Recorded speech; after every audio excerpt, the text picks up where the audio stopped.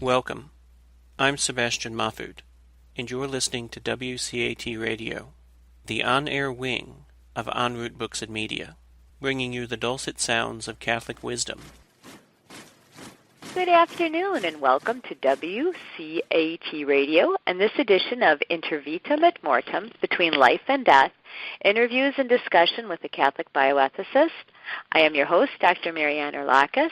I am a classically trained and degreed bioethicist, and today I have with me a very special guest, friend and guest. Before we begin, let us start as we always do with a prayer. In the name of the Father, and the Son, and the Holy Spirit, amen.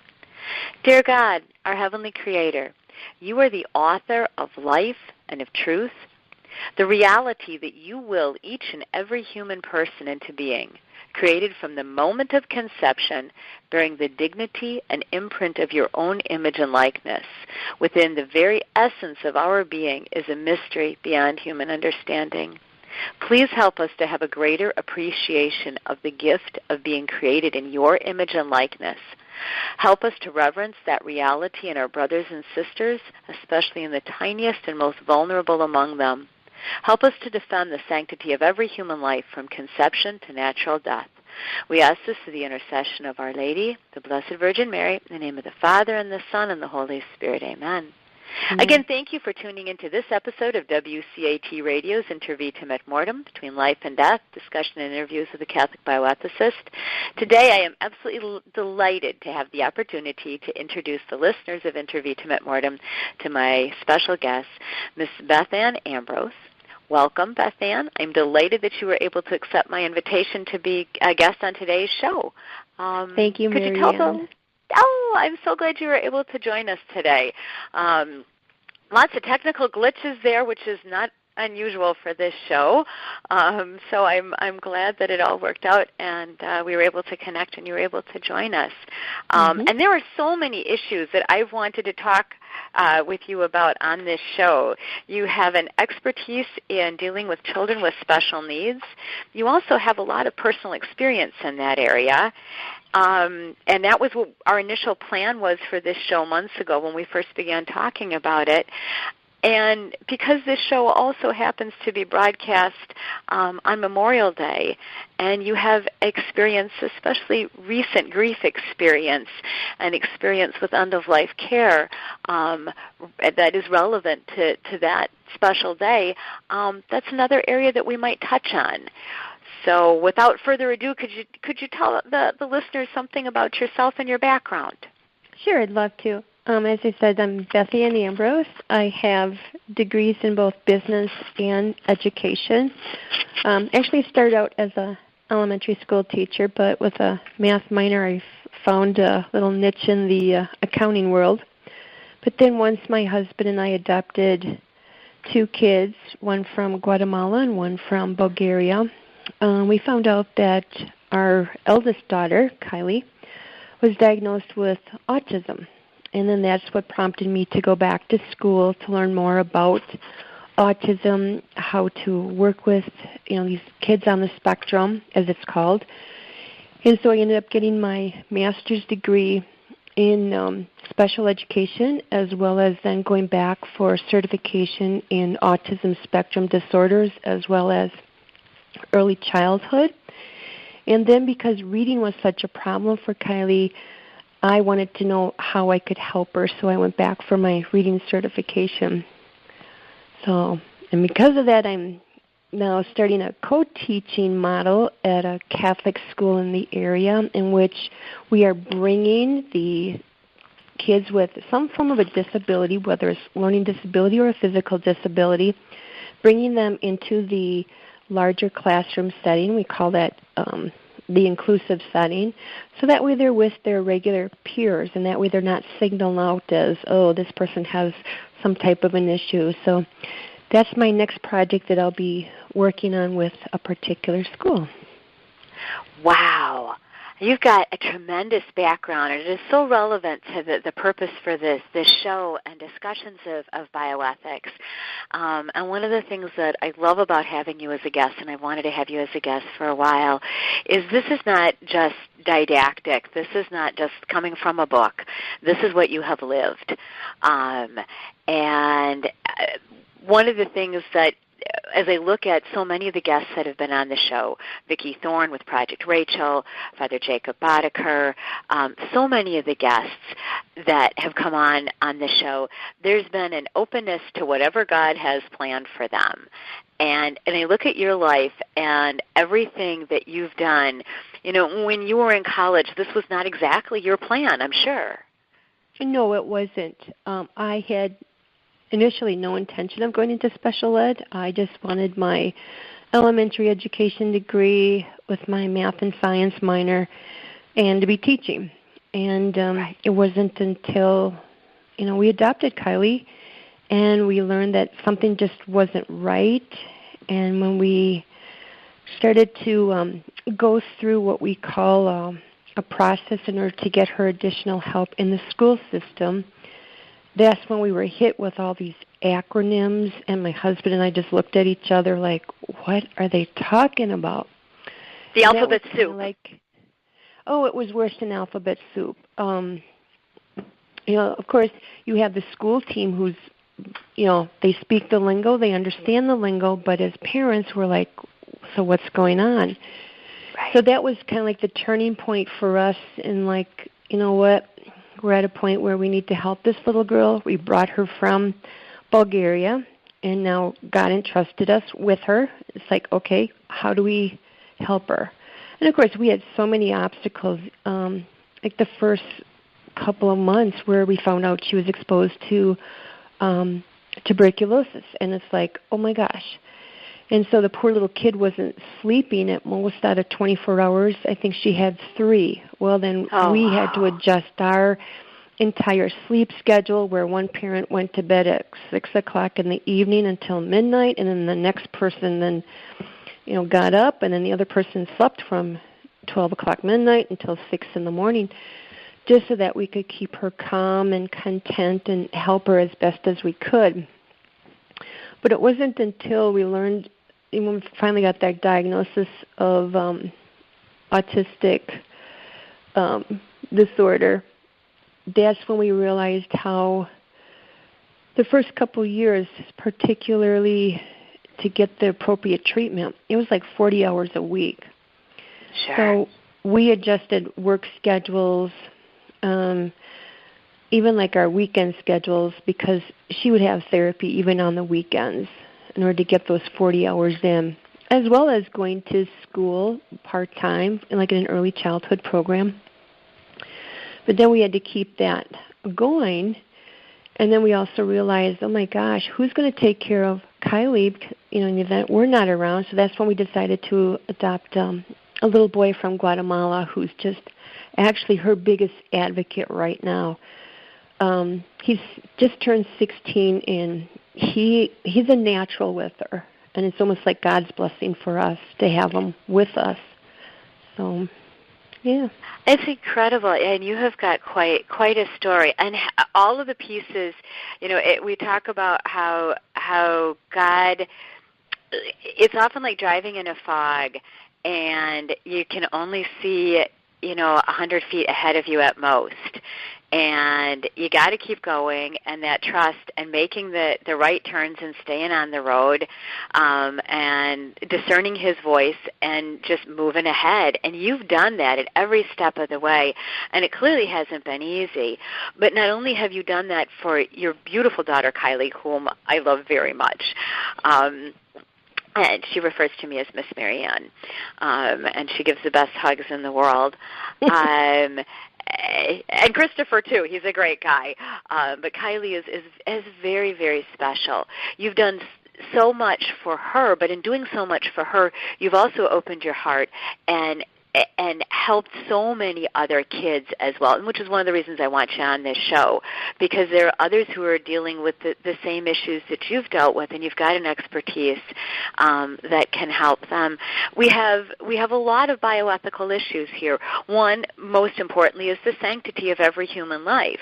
You've recognized from the beginning and have helped others recognize that this life, this child, is very special. She has physical needs, she has emotional needs that are uncommon, but she is very special, and her right to that life, because the image of God is imprinted within her, is fundamental and tantamount. There was a friend of ours, actually a teacher friend, who said God only gives those kind of children to those who can handle it. And at first I'm like, I wasn't sure what that meant, but as we've been going along the journey, it's becoming clearer in terms of the challenges. We think there are challenges, getting the right programming in school or getting the right therapies for her. We thought those were tough at the beginning, but now when we look back, those were the easy ones. It's really? When you have to start thinking about that child's future, like guardianship, sure, or they lose some of their rights, like some things we take for granted, such as should they drive a car? Should they go fishing? Should they vote? And you're like, whoa. You don't think of those things until you're actually in the moment, and you just have to ask God, like, please enlighten us to make the right decisions for this little girl who will be, right now is a young adult. And so you are constantly praying for the proper guidance and the insight to help her. And so, yeah, some of these life decisions for her have not been easy. And so as we continue to pave the way, and, we've got other parents who are walking that same path with us, and, we're almost like our own little support group where we're like, okay, what about this? What about that? Or, hey, did you check on this resource to help you with this? So all of a sudden you become like your own little group and your own little niche, serving a unique population that God has given us, but yet we've been entrusted to help them and go forward. And she is a gift. You use the word entrust. She has been entrusted to you in a very special way. One of the other things that you bring up, Bethann, is prayer. How has the gift that you've been given in Kylie influenced both you and your husband's prayer life? Some people would say, like, this is your cross on earth. Okay, fine. I get that, and I understand that, but I look at it this way. She's also paving the way for us to get to heaven. Oh, yeah. Because of what we're doing, and with working with dear Father Don at the Basilica at Holy Hill, he gives us that insight. He goes, no, you've got an angel right beside you, paving your way. He goes, it's going to be tough, but he says, you'll get through it. And we really have. Even today at church, we had a little meltdown, even though Father Don was, had the Mass, but he sensed it, and, he's also the one who gives her the anointing of the sick, because, right now we're dealing with a brain infection, and sure, what is this? How did it happen? But because of their immune systems and, the chemicals around us, it all has an impact as to how you have to just work through the trials and trust God that everything's going to be okay. But, when I think about it, if she would have stayed in Bulgaria, the way things work, like from the orphanage, she would have probably have been dead by the age of maybe 10 or 11. Only because once they reach a certain age at the orphanage, they are literally put on the streets in Bulgaria. And I'm thinking, what 7th or 8th grader could handle being out on the streets, even here in the United States? They couldn't. Right. And now you have this orphan who has a disability, who may not process things properly, or how to speak something properly, it's kind of mind-blowing, like, wow. So to us, yes, we've learned to be more patient, trusting God even more so, and just give us the insight to make the right decisions as we continue this journey with her. I remember in my own life, in our own adoptions, the argument that worked for my husband. My father was adopted. His father was adopted. There's been a long tradition of adoption in our family, and I knew from the beginning that I wished to adopt children, to open our hearts in that way as well. Even though we were blessed with biological children, I also wanted to adopt children. And I remember laying there one night, my husband's a physician, and saying to him, you know, you are a family doc. You do a lot of good in people's lives, but how often do you actually save a life? You treat a lot of colds. Yes, you bring life into the world. He was delivering babies at that point, and you're there to help those who are ready to face their eternity. But how often do you actually save a life? And with the children that we're looking at from third world countries at this moment that we could open our homes to, we would actually be saving a life. One of the children we adopted was born in Ethiopia at 3 pounds. And that was it. I remember watching him, and it was like a light bulb turned on, and it was like, whoa, there's something there. And with you and Kylie, so very dramatic there, you have saved a life. One of the other things that you touched on a minute ago, as we are Holy Apostles College and Seminary, who sponsors WCAT Radio, and there are seminarians and formators, priests, religious who are listening to this program. In our journey with adoption and some special needs, we have found some phenomenal clergy. As you say, Father Don from the Basilica, who has just been exceptional and a rock for your family. We have also run into some who perhaps have had some gaps in their training and could benefit from perhaps a fresh approach and understanding just what parents who are adopting, or parents who are adopting special needs children, or parents who are parenting special needs children, what advice would you have for men in formation and their formators? I think one of the important things is to understand all of these children are gifts from God. And I know sometimes, when the priests, may be getting a new parish, and you have people who have been established at a parish for some time. Sometimes they shun those families who have children with special needs. And I think that's where the seminarians and young priests can play a major role in trying to change that, kind of like that culture, and make a paradigm shift. I would suggest that they get the help of the parents and even maybe special ed teachers to educate the congregation. Start with even a religious ed program for these kids. Some parishes are open to that, some are not, or some will combine, okay? But you're talking a little bit quietly, so I'm going to ask you to speak up just a hair. Sure. But I know that this has been a particular issue with you, and trying to make sure that not only Bethann but others are able to get the sacraments. That has been an issue as we currently are working on it.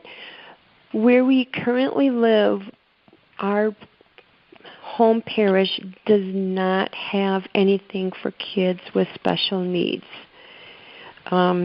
We were told you have to go outside the home parish to get the sacraments for our Kylie. So again, Father Don and a religious ed director from another parish said, hey, we can help you with this. So actually then they found, through the guidelines that then Kylie and my son Christopher could make their whole Eucharist at the same time, which was really special, and we had our own special Mass for it. Well, now we're approaching confirmation. When we addressed it now with our new director of religious ed, it was like, no, not here. Okay, you have to go to another location, 20 miles away. Well, why? Why would we want to have our child confirmed in a spot that they're not familiar with? In addition, that's going to create more anxiety, which is typical of any child with a disability. And so this got us on top of again. the how many hours a week in therapy and everything else you're doing to keep it all together. And then you're supposed to take another couple hours, who's being inconvenienced, okay? Right. And it's not just an inconvenience. It is a lot of times these families with special need kids are going flat out. They're exhausted. Their schedules are so packed with things that the rest of the world doesn't see, including the therapies, the doctor's appointments. And every task just takes longer. Correct. Yeah, you can and the sleeplessness. I have another friend who has a daughter with autism who is about the same age. He's a deacon, and I know that to this day he and his wife have to take turns sleeping through the night and getting 3 hours here and 3 hours there because their daughter doesn't sleep through the night. Lots of anxiety, lots of needs. So in terms of getting sacraments and religious education, you do a phenomenal job with the homeschooling and the religious education that you do for her. And you also have taught catechism, CCD, for the various parishes. So I'm sorry to interrupt you, but I'm just trying to give folks a fuller picture of what special needs entail and what a priest advocate or a clergy advocate can mean, the difference for one family, the difference for many families, that having a good advocate can mean. With that support group I was talking to you about previously, it was interesting because one of the parents actually is a confirmation teacher. And I was telling him what we were going through. He says, well, let's put it this way. I'm the teacher. I know Kylie. I know Christopher. Let me see if I can take them both and have them do confirmation at our parish. And so he approached his director of religious ed, and she's like, you bet. And so here we have another parish who, with open arms, is allowing my two kids to be confirmed with, in some cases, kids that they already know, which is good because that was one of the things that Christopher was really worried about. He was like, I won't know anybody. Yes, you do. You know this person and this person. He goes, oh, okay. This is adolescence. This is that time when they're all, looking at each other and trying to fit in. And the grace of the sacrament, especially confirmation, as we're looking here, that indelible mark that is about to be put on their soul, the gifts and the fruits of the Holy Spirit, they need to prepare, but they want to prepare with folks who know them. It is important. And the best part is, like, this confirmation teacher, he too has a special needs daughter, and he has to advocate for her. And he said, hey, I'm more than willing to do it. And it was just, one of those, like, oh, good, another burden off my back. And it's like, okay, that's where you think, okay, what angel helped me with that one? Thank you. But, yeah, it's just little things like that many people take for granted because, oh, you just do it at the church. Well, no, you won't take my child. So now you're forcing me to research who will do it. I mean, just something so simple that, as you said, many take for granted that, we think we should have the sacraments. Well, it's different when you have a special needs child. So this way, if our seminarians, our young priests, are more open to building that support network in order to include all of God's children, it's going to make it a much better environment for those kids, as well as a better church. In fact, one of the latest things that's going on now is where special needs kids now go to nursing homes, and how these two populations just gel. And it's so neat to see. And so that's the latest trend. But there, too, that's a population, you're aging, who are kind of, you don't hear about them once they're in the nursing home. And then you have your kids with disabilities. So together, God's work is being done by combining these two groups. We talk about being 100% pro-life. We talk about the sanctity of every human person from the moment of conception until natural death. And as a Catholic community, we need to actually live what that means at each and every step. And that involves, as you say, building bridges here between these special needs children and the elderly. It also means doing everything we can in terms of sacramental life and the fullness of the church in welcoming these folks. And it is an issue of ethics. It is an issue of moral theology. There is a human anthropology there that we need to be, if we are not giving the right message to every other child that's out there when we discriminate against special needs children. We may say we're 100% pro-life, but if that's not how we're acting, then others will perceive that too, and the decisions they make later on will reflect it. That is true, in that it kind of reminds me of what Christopher and I experienced in Guatemala. We noticed that many of the children. Can you do a little bit of background here? This is just tremendous to me. I can. Okay. Christopher is adopted from Guatemala, and one of the things that my husband and I wanted him to experience was, what would his life be like in Guatemala if he was not adopted? Because he's got a really nice life here in the United States. So through a Catholic organization founded by Diane Ponciano from Unified Journeys in Guatemala, and she comes to Wisconsin quite often, where children and young students from Guatemala can also be part of experience life here in the United States, particularly Wisconsin. Well, we went to Guatemala, and we wanted to find out what that life would be like. So she set us up on a mission trip.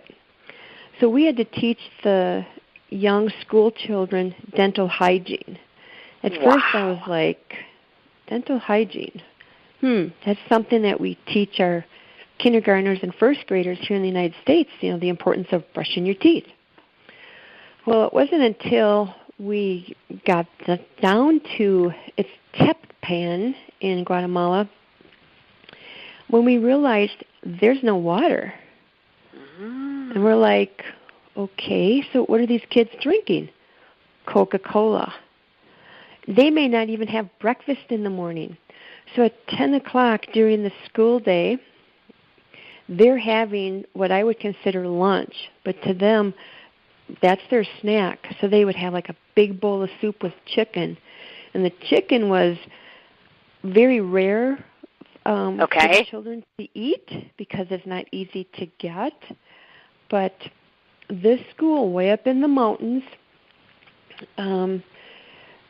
was about 200 kids, and we taught them dental hygiene. Of course, we had some interpreters with us, and the principal was just a sweetheart. We learned that he came to Wisconsin to learn English, and now he's teaching English in Guatemala at one of the universities on Saturday mornings so that, he can make ends meet as well. But we take it for granted, the importance of education, the importance of just the basic needs. So when we went on to the home visits, after school ended, which is basically at noon, so the kids went to school from like 7:30 until noon, and then they're done. Well, we walked down these sandy, dusty cliffs and roads into small little, like, tin huts in some cases, or maybe a huge concrete block, what I would consider like a shed. And you're thinking, whoa, there's like 10 to 12 people in this little room. And this was home? This was home for them. Mm-hmm. Yes, this was home. No plumbing in the house at all. So typically, in order to conserve water in the village, there's a huge communal basin in which they have to either, wash their clothes or get some water.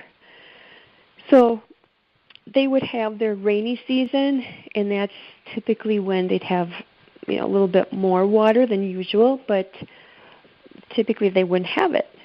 So we're teaching them, and it's kind of like, oh my gosh, these kids have such, I'll be honest, rotten teeth. And they wouldn't have them pulled. Well, then that causes the infection to, get into their bodies. And we now know that periodontal disease influences the valves, heart valves, that there are so many things, but and that's one of the big ones is the heart disease that results from periodontal disease. Well, before we got there to the school, we heard that 3 young children had died in the village the week before, partly because they were not immunized and the parents didn't know what it was.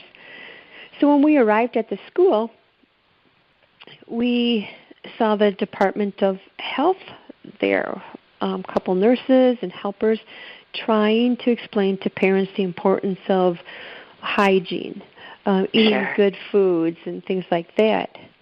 But you have a region that's 85% Catholic, and children are very dear to them. They're a very happy people, and maybe because they don't know anything, because they don't know what's beyond their area, but they're happy. But when you hear and this is a country that's also been torn apart by war, by natural disaster. There's been a lot. It's incredible, and yet they are content and happy. Oh my goodness, they would love to have their pictures taken, and just holding on to you. Just they wanted the hugs, and like when I was sending pictures to my sister in Chicago, she's like, "Oh my gosh, I want to adopt that person, and this little girl, and that little boy." I mean, big brown eyes, beautiful black hair, and you just want to take them all home. I remember when my husband and son went to pick up our daughter.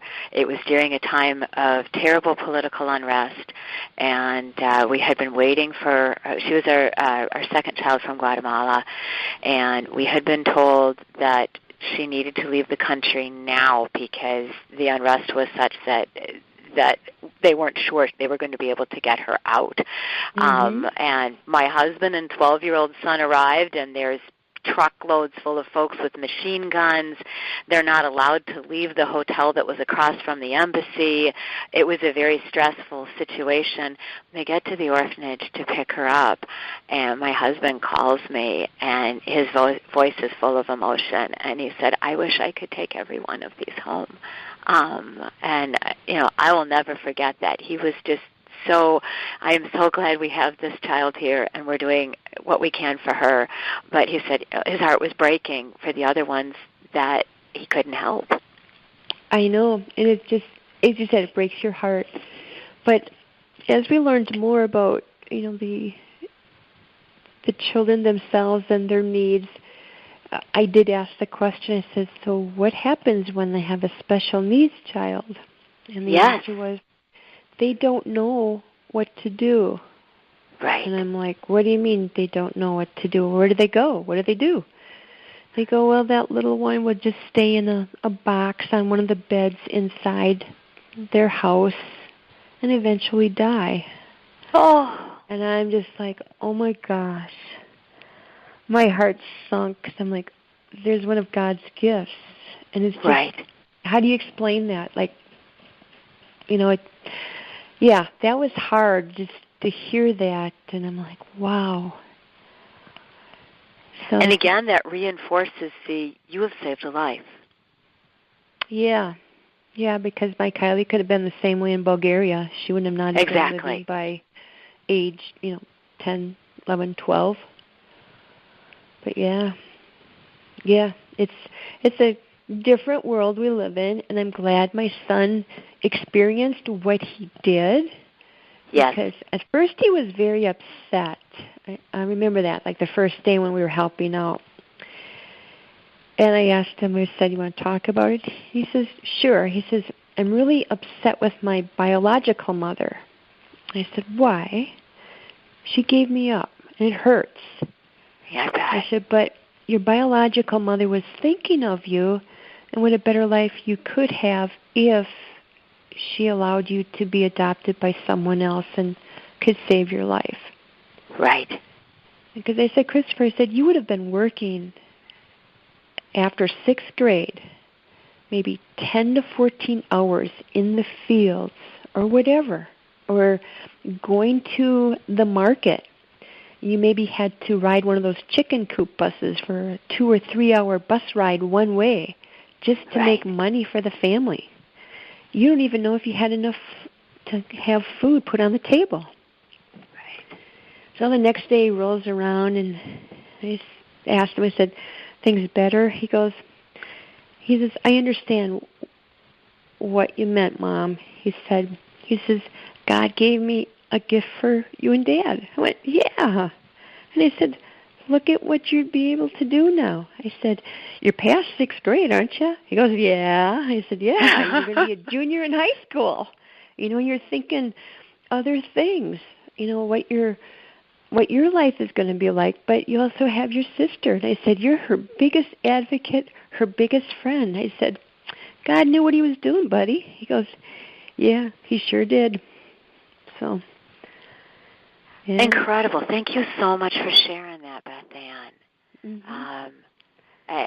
Just, as I say at the beginning, when you look back to high school, to college, you would never have imagined that this is where God was going to lead you. And we've talked about life having more twists and turns than a corkscrew. But you have accepted each of those as they've come into your world and said yes to him at each and every turn, and pass that yes on to your kids and everyone else who's listening and everyone else who watches what you're doing. They see what you do and say, you know what, I can do this. I can do this. There's someone else who I know who's done this, and I can do this.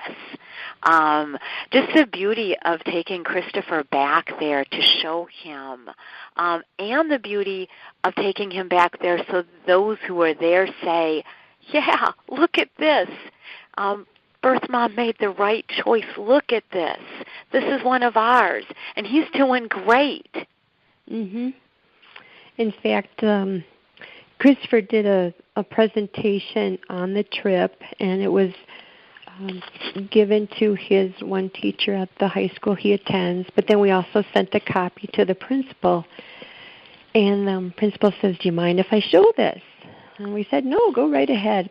Well, actually on Saturday we received an email from him saying the kids absolutely loved the presentation, and they want to say gracias back to Christopher for what he did for them. Wow. So Christopher said, he goes, I'll go back. I'll be back. He says, I'm going back, Mom. I bet he is. I bet he will. And at first he wasn't. He's like, I'm not going back to this place. But then, once we were home a couple weeks, he's like, no, I'm going back. I want to meet my birth mom. I want to help. I just want to help these kids.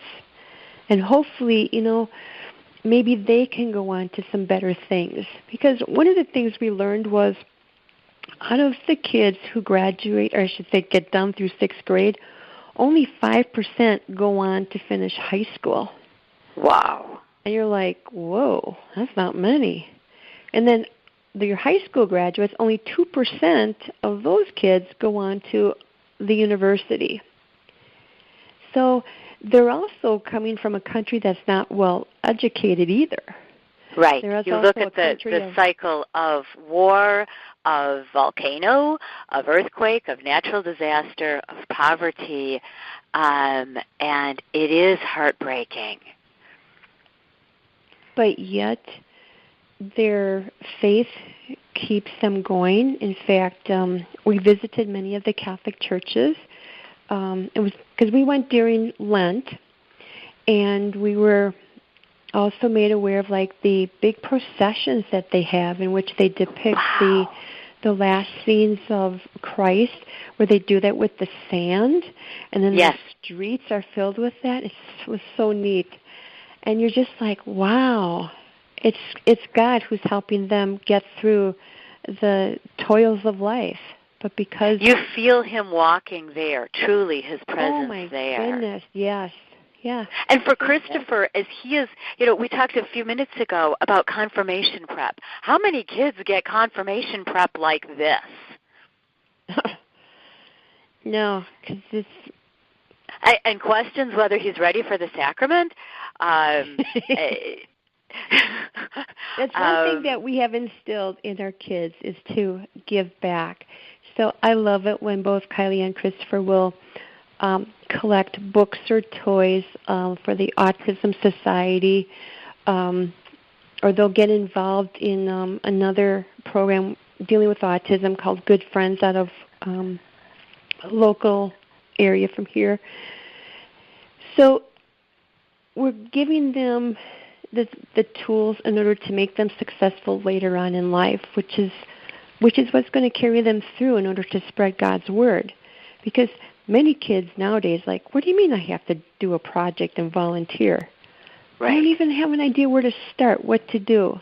And yet my two kids are out there, helping with the MS bike ride, helping the riders with water or whatever. Or, as I said, collecting things for agencies because of the disability that Kylie has. What better way to give back, even though it may be a stumbling block for Kylie, but yet, you know what? She's doing well, and she has a brother who loves her and is going to see her through. And what more can you ask for? If the face of God is mercy, then what you are showing over and over is the face of God.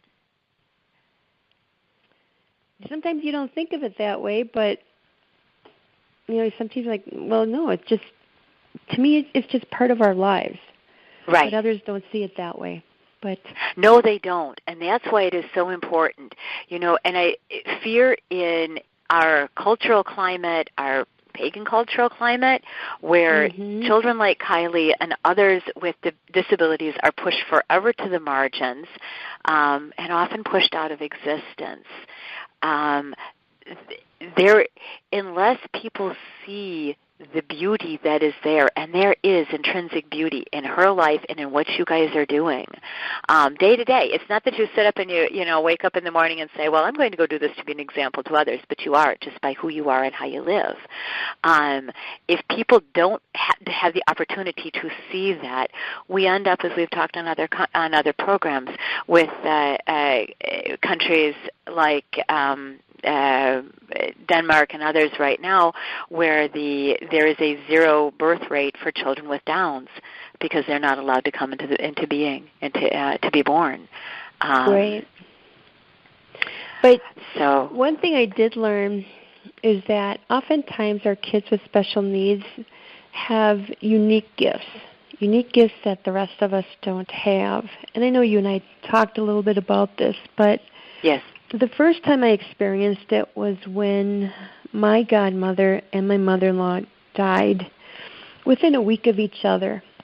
I remember that. And the one night I heard Kylie having this conversation with someone, and I thought it was her brother Christopher, but it wasn't.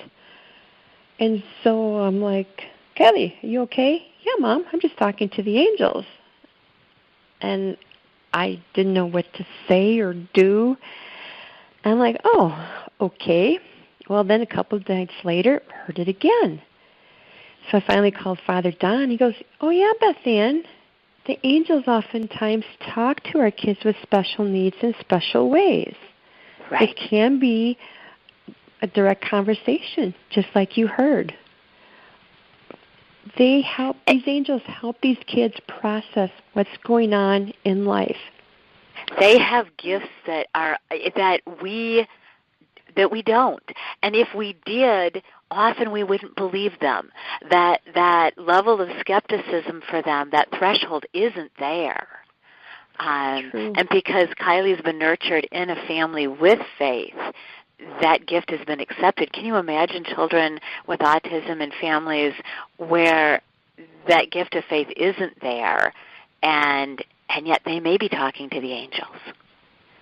Yeah, and it came even more meaningful when my dad and my uncle, my dad went into the hospital the day after Christmas. So, of course, Kylie said, it was one night, she goes, Mom, something's not right with Papa. And I'm like, what do you mean? No, Mom, something's not right. I said, okay. And she was real anxious and just kind of like almost like crawling out of her skin. And she knew it. Yes, I've seen it. Within 20 minutes, the phone rang, and it was my mom who said, Bethann, she said, I need someone to take me to the hospital now where your dad is. I said, something wrong? She goes, yeah, the hospital called. I said, oh, that's weird, Mom, because I said, Kylie told us something was not right, but we didn't know who it was. And she goes, well, something's not right with Papa. I said, okay. So we took Mom down, and sure enough, it took a little turn for the worse where they had to then put him in palliative care. So we knew the end of life was coming. Right. So then my uncle went into the hospital for a viral infection. And so Kylie and I went to see him, and the nurse says, no, you can't go in. Well, he saw her, and he goes, Kylie, come here by Uncle Jerry. And so he grabbed her hand, squeezed it as hard as he could, and he says, I'm so happy you came to see me. Well, a few days later, Kylie says, Mom, someone's coming out of the hospital. I said, okay, Kylie. I said, can I call Nana on it? She goes, sure. I did. So I told my mom what Kylie said. And then she says, oh, your cousin is calling. She says, let me call you back. And sure enough, when Mom called back, here my uncle is coming out of the hospital into hospice. Oh, and so anytime Kylie would just stop and we could see the tears come down, then we knew something, the angels were talking to her.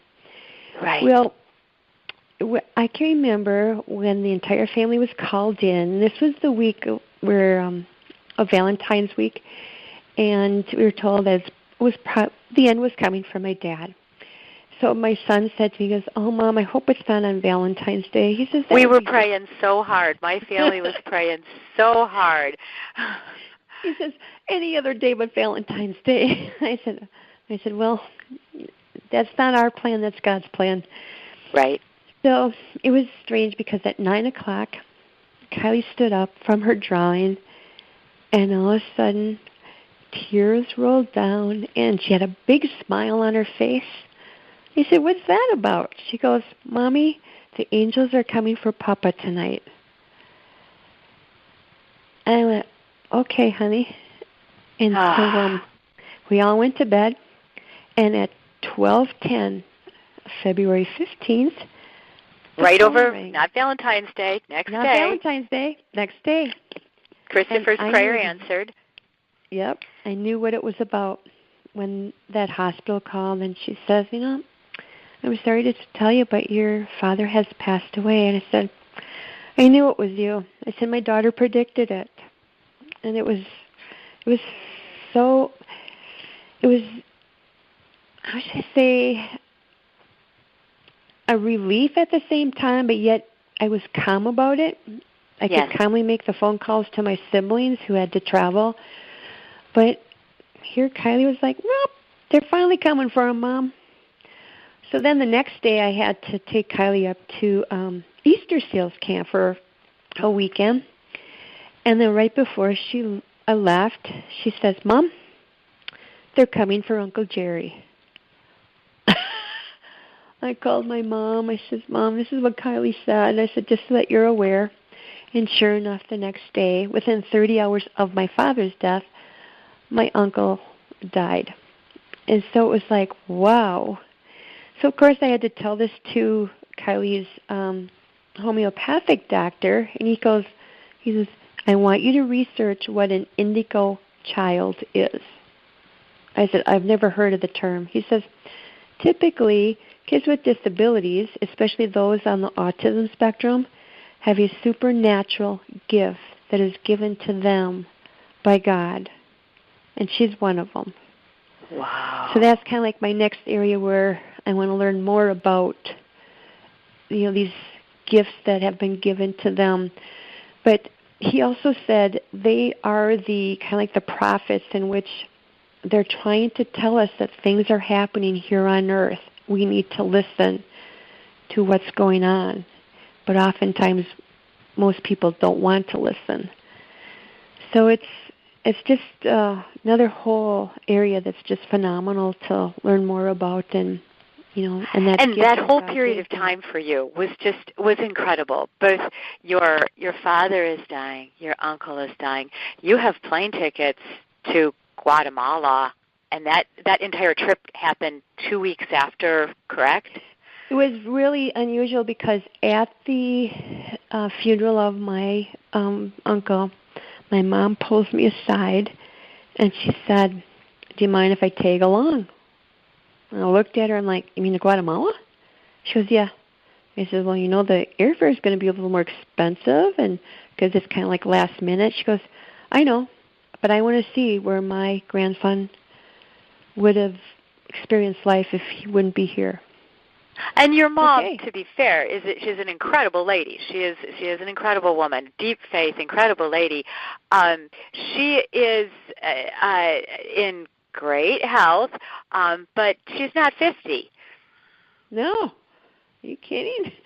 And so, and we didn't have any idea what we were going to be experiencing in terms of walking or what we were or what the environment was like. She's just lost her brother. She's just lost her husband. And my daughters and I had the privilege to be able to sing at your dad's funeral, which is I carry deeply in my heart, and I pray for him every single day, and for your family. But I remember the intensity of what was being thrown at you folks and the grace with which you carried it through. We talk about folks in seminary. We talk about formators and guys in formation, and just how they can support families like you at that moment when your world is being shattered in so many ways, and yet God is pouring a ton of grace on you as well. And from a bioethical perspective, just how many decisions had to be made there with your dad, with end-of-life care. How can we help this person in hospice to have a good death, and yet not do anything to usher this in a way that is sooner than God has planned? How do we walk that fine line of respecting him and his dignity and preparing him for his eternal encounter with God in a truly authentically Catholic way? One of the things that you had told me that touches me deeply, and this is one of the reasons I wanted to do this on Memorial Day, is your dad stepped over that threshold to eternity in a VA hospital, in hospice in a VA hospital. And I was just struck by the beauty of the final salute. Can you tell the listeners about that? When Dad went into the hospital, at the VA hospital, he was put on what they call the 6th floor in which, the doctors had to make decisions in terms of at what point do they take him to palliative care. And I remember Mom going down every day, except when we had some of those major snowstorms. I would see her at morning mass at the Basilica, and she would be down there. Incredible. As she's bouncing back and forth between her brother and your dad. You look at where you have your faith, and I look at your folks, and I see this beautiful, there's a strong thread linking it all together. Well, what was really unusual when Kylie told Nana about Uncle Jerry, my mom must have sensed something, because when the family was called together, and I remember it was let me step backwards. Mom wanted one of us to stay with Papa toward the end. So we would take turns. Well, ironically, Christopher wanted Saturday night. So, of course, we went to see his favorite soccer team in Milwaukee, and then we dropped him off at the hospital. And he stayed overnight, and I went to get him the next morning, and Dad was watching Mass on the TV, and then Christopher and I went down to the chapel. And it was just a fantastic day. Dad was joking around, and I was like, wow, it's just so different from 2 days ago where we were told he's on his deathbed, he only has hours. So between that time, when Christopher was with Papa, we learned from his geography teacher how Christopher did one of his school essays with Papa. And I got a call from the teacher saying, I don't know how he did it, Bethann, but you have to read Christopher's essay about what he wrote about your dad. I said, what essay? I said, he didn't share it with me. She says, it's so beautiful. It's incredible. I went, okay. So I did ask him about it, and he goes, yeah. He says, Papa and I worked on it before you got there, before you picked me up. I went, oh, okay. And he told me, the topics, and it was about life in general and how, from a Christianity standpoint, how do we view all the changes that people go through in life. And I'm like, woo, I said, little deep topic here, huh? He goes, yeah, but it was interesting, Mom. I said, apparently. So he's telling me about it as we're driving home, and we were also talking to Mom on the way. And we weren't even 20 minutes away from the hospital when Mom said, the hospital's calling. I said, okay. So a couple minutes later, she says, we have to go back. Your dad took a really bad turn now. And that's when we all were called in, and the priest gave the final blessing, but yet, with all of us there, he didn't pass. Right. And so I stayed with my mom in the morning while the others went home to pick up a couple things. And I said to her, I said, Mom, he's not going to pass with all of us here. No. He's going to do it only when the two of you are together. She said, you think so? I said, yeah, I really do. And I said, I think it's going to be around Valentine's Day. And she goes, maybe. Well, ironically, Uncle Jerry was in hospice. So on Valentine's Day, I was supposed to pick something up from my mom, either at the park and ride where she would get the bus. And then, ironically, she went to see my uncle at another hospice in another city. She came back, got a couple of things to stay overnight with my dad. She went down to the VA hospital, stayed overnight with him, and was just like, wow, all this energy, because I think she knew as well that it was going to happen. And so when all of us were together on the 15th, I can remember it was about 3 o'clock in the morning. The nurses said, you can go in and, go see your dad for the last time before we take him away. And so we did, and then at that point they asked us what time we wanted to see the final salute. Because the day that I stayed with my mom on that Monday when all of us were called, my cousin came down, and all of a sudden we heard taps being played. We're like, well, that's strange. What's that about? Well, we realized that 2 rooms from where my dad was at, the gentleman that was there was no longer there. It was an empty room. And then we saw a bed with the American flag draped over it.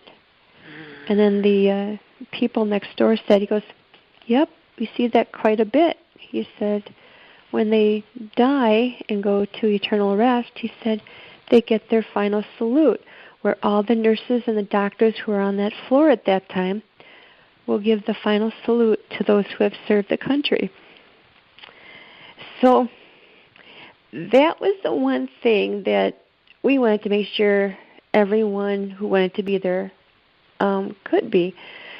So when the call came in on that early morning on the 15th, I called my dad's sister, and I said to Aunt Karen, I said, do you want to go down? I said, they will be doing the final salute. And she goes, definitely.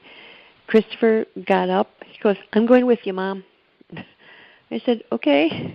So we went down and we witnessed it, where we all lined up at the end of the hall, and then the nurses brought my dad's bed covered in the American flag, and then just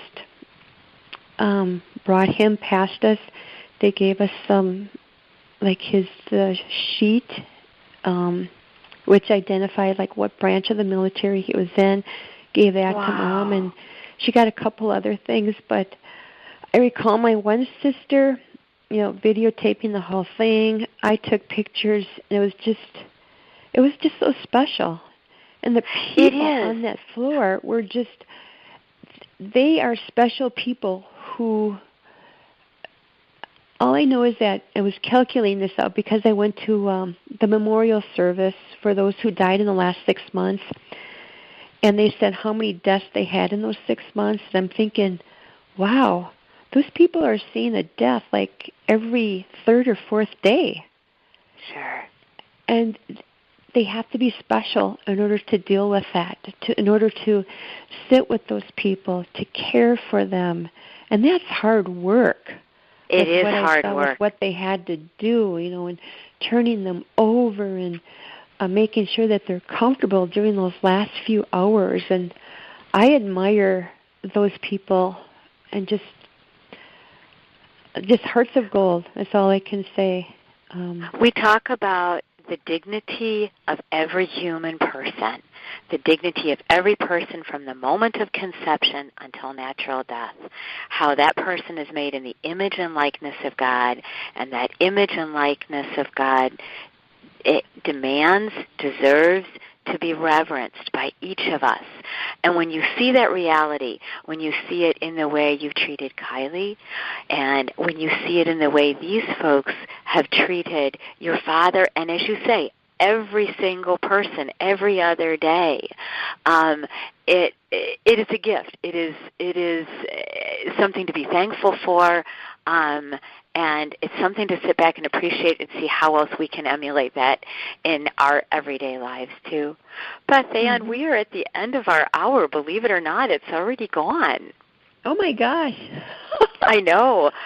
You have been a tremendous guest, and I want to thank you so much for sharing your story and your time with the listeners of Inter Vitam at Mortem, Between Life and Death, interviews and discussion with a Catholic bioethicist on WCAT Radio. As we're about to finish here, would you be so kind as to pray a Hail Mary with me? I would be honored to. All right. Hail Mary, Hail Mary, full of grace. The Lord is with thee. Blessed art thou among women. And blessed is the fruit of thy womb, Jesus. Holy Holy Mary, Mother of God, pray for us pray sinners, for us sinners, now and at the hour of our death. Amen. Thank you. You're welcome. We hope you enjoyed the program and will join us back for another show on WCAT Radio. This is Sebastian Mahfood. Good day.